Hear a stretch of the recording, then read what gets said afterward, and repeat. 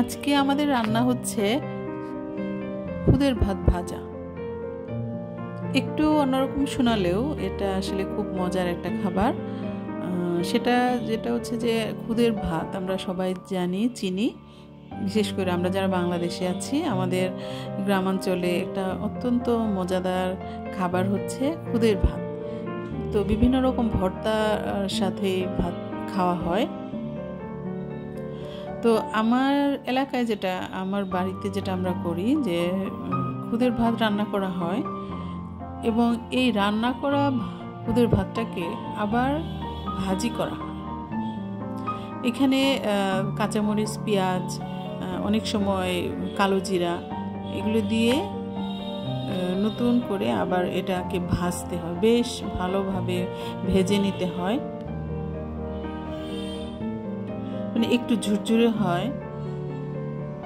তো এটা খেতে কিন্তু নর্মাল যে খুদের ভাত তার থেকেও আরও বেশি মজার আর কি এটা।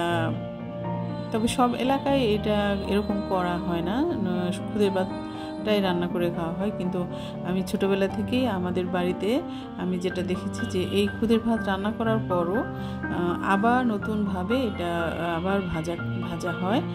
আমার আব্বার এই খাবারটা খুব পছন্দ ছিল এবং সেখান থেকেই আমারও এই ভাজা খুদের ভাতটা খুব পছন্দ।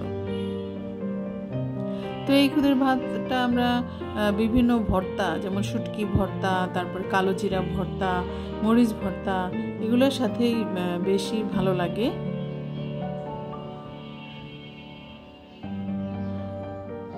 তো এটা যে এখনো খায়নি সে অবশ্যই এটা চেষ্টা করে দেখতে পারে, যে আসলে এটা অন্যরকম একটা স্বাদ।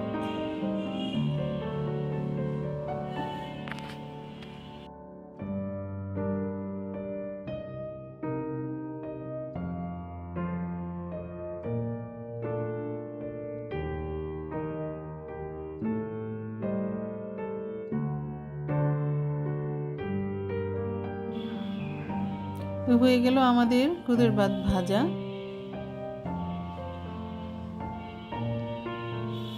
এটা হচ্ছে শুটকি ভর্তা, এটা কালো জিরা ভর্তা। ধন্যবাদ সবাইকে।